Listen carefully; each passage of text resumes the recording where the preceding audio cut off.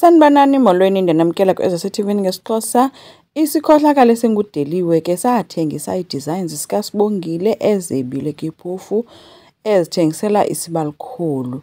Phofu wazithengisa nge-10,000 kuVusi.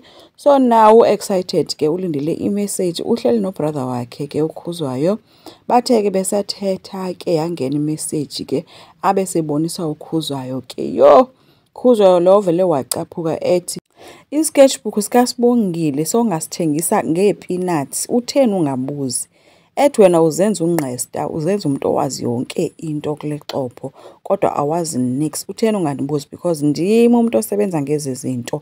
Watsho wayephuma emshiya apho engasamathanga ke ngokudeliwa, engasamthengelanga futhi nelo bhodlela bemthembise ukuba uzomthengela lona kusongena le mali.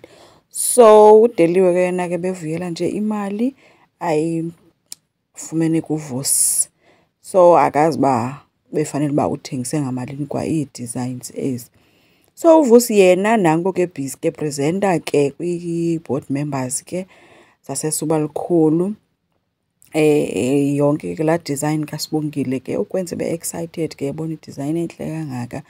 Emqhwabela nje izandla encoma ebuza uba hayibo mfowethu hayi usebenzile, ebuza ke ngokuba isuka phi ke, ngubani i-designer ngoba ke mhlambe ayisuke apha ngaphakathi. uVusi uthe no, ndiyifumene nje kwenye ke i-designer eyi-freelancer ayingumntu lapha ngaphakathi, so ayonto efuna sizihluphe ngayo.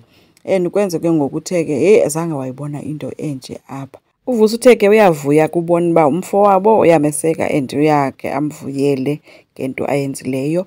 Wabe sebuza ke ngoku kuwonke umuntu uba ngaba siyavumelana na uba le design siyisebenzise.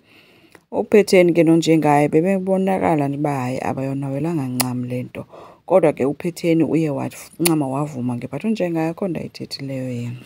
So uPhetheni ke uke wazipha i-chance ke uba makaye eofisini kaVusi apha afike khona ethetha nefowuni. Apha wathe ke ucela ke bakhe bathetha wathi ke yazi Vusi zange ndazixelela uba unyana wam, not just nje unyana wam but indlalifa yam endiyithande ngentliziyo yam yonke. Sekuphele iminyaka ndizama ngandlela zonke ukuyiprotektha kanti kuzovke kufike imini apho izoke indixokele khona. Ebelost ke uVusi, unina umbuze uba sesilambe ngaloo ndlela na Vusi. uVusi uthe uyakhumbula na mabana ndifunda kangakanani ukuhlala kwesi situlo. Akekho ke umuntu owayendisapota kuloo nto leyo, so uye wazama umkhumbuza.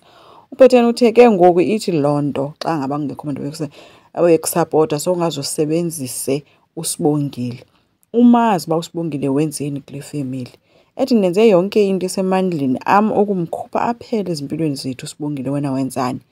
Uyambuyisa umfaka ngee-back doors, yamlanda weba ii-design zakhe. uVusi uthe hayi ayikokweba ke okumayo, lixesha eli loba uSibongile asafarishe for izono zakhe. uPhetheni uthe ke uzawuthini ke xa esimangalela. uVusi uthe soze asimangalele, soze ayenze leyo into. uPhetheni uthe wena ngoku sisangoma wazi yonke into, wazi naleyo uba soze asimangalele. uVusi uthe ndiyazi, ndicela futhi le nto iphelele kuthi sobayi-2. Andithi kaloku uVusi uyazazi into yoba nezi zinto uzithengile kudeliwe, so akazuba natyala. And kaloku udeliwe wayithe ezi zinto zezonyana wakhe uSangweni, not uSibongile. So uVusi nyhani unayo into ethi ke yena uzawubambelela kwelo likadeliwe. Enkosi, ngicela siqhubeke, subscribe, silike, singakhomenta futhi. Bye.